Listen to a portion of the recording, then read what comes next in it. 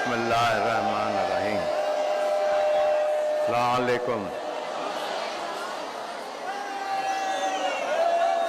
खुदा ताला तव्हांखे, तव्हांजे माइटनि खे, तव्हांजी औलाद खे पंहिंजे हिफ़्ज़ व अमान में रखे। हर आफ़त, हर तकलीफ़, हर आज़माइश खां पंहिंजे हिफ़्ज़ व अमान में रखे। तव्हांजे रिज़्क़ में, रोज़ी में खुदा ताला हुज़ूर पाक जे सदक़े में बरकत अता फ़रमाए।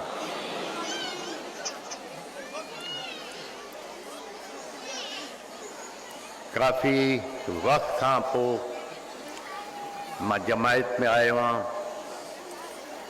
ऐं मूंखे निहायत ख़ुशी थी आहे जो असांजी जमायत जी नियाणियूं, छोकिरियूं पढ़ी लिखी ख़ुदा जे फज़्ल करम सां काफ़ी अॻिते वधी वियूं आहिनि। 10-15 ॾींहंनि खां मां जमायत में आहियां। काथे मां ॾिठो जो असांजी जमायत जी छोकिरियूं वकील थी वियूं आहिनि, काथे डॉक्टर आहिनि, काथे टीचर आहिनि ऐं ख़ुदा जी महिरबानी असांजी जमायत जी छोकिरियूं फ़ौज में बि आहिनि ऐं चङी जाइ ते आहिनि। तव्हां पंहिंजे ॿारनि खे हाणे खां ई ज़हन में विझो जो हे मुल्क, हे फ़ौज असांजी पंहिंजी आहे। अगरि असांखे हिन मुल्क सां प्यार आहे, इहो मुल्क असांजो पंहिंजो आहे, त हे फ़ौज बि असांजी पंहिंजी आहे। छो जो इन मुल्क जे करे, पाकिस्तान जे करे ख़ुदा ताला असांखे इज़त ॾिनी आहे। असांजो नालो आहे इन मुल्क जे करे। तव्हां ॾिसो जंहिं मुल्क जी फ़ौज कमज़ोर आहे, उन मुल्क जी आवाम बि दरबदर आहे। तव्हांखे हर क़ीमत ते पंहिंजी फ़ौज सां गॾु बीहणो आहे, मज़बूत करिणो आहे। फ़ौज मज़बूत थींदी त असां सभु मज़बूत आहियूं। काफ़ी वक़्त खां, काफ़ी सालनि खां मां जमायत खे, दोस्तनि खे चवंदो आहियो आहियां, अॻिते ज़मींदारी मुश्किल थी वेंदी। छो जे मां 8-10 सालनि खां दोस्तनि खे बि चवंदो आहियो आहियां जो मौसम बदिलजे पियो, मौसम बदिली वियो आहे। हाणे कंहिंखे बि ख़बर नथी पए जो कहिड़े मौसम में कहिड़ी पोख कजे। कॾहिं 10,000 रुपया मण आहे, 10,000 मां अची 4,000 ते थो बीहे। जो तव्हां बनी ॿारे ते ख़र्च कयो था, ख़र्चो बि नथो निकिरे।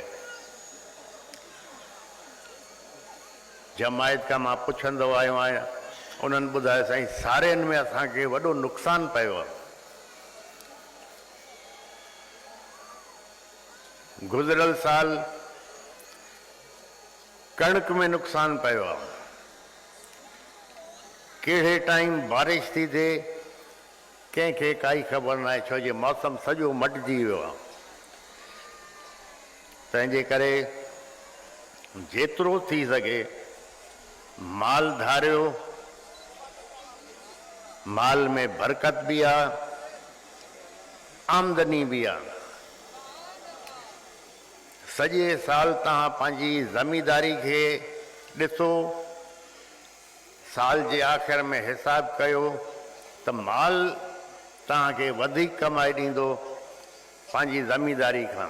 तंहिंजे करे कोशिशि करे माल हर साल वधायो, इन में बरकत आहे, तव्हांजे कम बि ईंदो। बाक़ी जॾहिं बि तव्हां वांदा वेठा आहियो, सलाद शरीफ़ दुरूद शरीफ़ जो विर्त कयो, जमायत जे लाइ, इन मुल्क जे लाइ, दरगाह जे लाइ, पाकिस्तान जी फ़ौज जे लाइ हमेशह दुआ घुरो। जेतिरो थी सघे तव्हां पंहिंजे ॿारनि जी सोहबत ते, तरबियत ते नज़र रखो, छो जो हिकु दफ़ा अगरि तव्हांजो ॿारु ग़लति सोहबत में अची वियो त तव्हांजे लाइ बि हिकु तकलीफ़ थींदी ऐं पाड़े वारनि जे लाइ बि तकलीफ़ थींदी। ॿारनि खे नज़र रखो, कोशिशि करे छोकिरियुनि खे पढ़ायो, छो जे छोकिरी पढ़ंदी त अॻिते पंहिंजे ॿारनि खे बि संभाले सघंदी, पंहिंजे ॿारनि खे बि पढ़ाए सघंदी। हाणे ज़मींदारी ते जो छड़ो जो बि हले थो, उनखे इहो अंदाज़ो हुजणु खपे जॾहिं वालिद फौत थो थिए पोइ चाहे 5 एकड़ या 50 एकड़ उहो ॿारनि में तक़सीम थी वञे। जॾहिं ॿारनि में विरहाइजी वई त पोइ छा वञी बचंदो। तंहिंजे करे पढ़ाई तमामु ज़रूरी आहे। ज़मींदारी सां गॾु कोई कारोबार करे सघो, उन में बि बरकत आहे। माल धारियो त तव्हांखे वधि में वधि फ़ाइदो आहे। हमेशह दुआ घुरायो, ख़ुदा ताला हुज़ूर पाक जे सदक़े में, पंजतन पाक जे सदक़े में तव्हांखे रिज़्क़ में, रोज़ी में बरकत अता फ़रमाए। तव्हांजी औलाद खे, नंढनि खे वॾनि जी इज़त करणु सेखारे।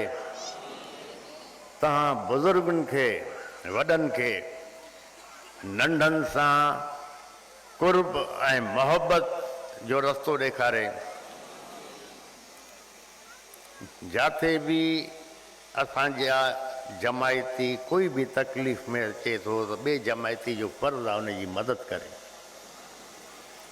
ऐं पाड़े वारनि जो हमेशह ख़्यालु, मोहबत, इज़त ज़रूरी आहे। छो जे तकलीफ़ में, ग़मी में, ख़ुशी में सभिनी खां अॻु में पाड़े वारो थो पहुचे। मिट माइट त कोई परे थो रहे, कोई नौकरी में आहे, कोई कारोबार में आहे, जेसि ताईं मिट माइट अचे पाड़े वारो हमेशह अॻु में पहुचंदो आहे। तंहिंजे करे पाड़े जो वधि में वधि तव्हां ख़्यालु कयो। छोकिरियुनि खे त ज़रूरु पढ़ायो, लेकिन पोइ असांजी जमायत जा जो छोकिरा आहिनि उहो इम्तिहान वरी नकुल करे था पास कनि, अॻिते छा थींदो? इहो अॻिते हली छा कंदा? छोकिरनि ते बि तवजो ॾियो, लेकिन छोकिरियुनि ते वधि में वधि ॾियो, छो जो छोकिरियुनि खे अॻिते पंहिंजो घर हलाइणो। ख़ुदा तव्हां सभिनी खे ख़ुशि रखे। बिस्मिल्लाह रहमान रहीम। अस्सलातु वस्सलामु अलैका या अल्लाहुम्मा सल्लि अला इन्नका। ऐ मेरे परवरदिगार तो अपने हबीब के सदक़े, पंजतन पाक के सदक़े भी फातिमा तो ज़हरा इमाम हुसैन चौदह करबला, ए मेरे रब्बिल आलमीन मोहम्मद सल्लल्लाहु अलैहि वसल्लम, तो हमें कब्र के अज़ाब से बचा, दोज़ख के अज़ाब से बचा। ए मेरे परवरदिगार अपने हबीब के सदक़े तू हमें कब्र के हिसाब किताब से पनाह में रख। ए मेरे परवरदिगार हम गुनाहगार हैं, हुज़ूर पाक के सदक़े गुनाह बख्श, हमें जन्नत में जगह अता फरमा, हमारे रिज़्क़ रोज़ी में बरकत अता फरमा। تو ہمیں ہر آفت آزمائش تکلیف سے پناہ میں رکھ۔ اے میرے پروردگار جو ادھر بیمار ہیں محمد صلی اللہ علیہ وآلہ وسلم کے صدقے میں ان کو شفا عطا فرما۔ اے میرے پروردگار ہم گناہ گار ہیں، ہمارے گناہ بخش، ہمیں جنت میں جگہ عطا فرما۔ میری جو دعا ہے اپنے حبیب کے صدقے میں قبول فرما۔ بسم اللہ الرحمن الرحیم، اللہم صلی علی محمد لا الہ الا اللہ محمد رسول اللہ۔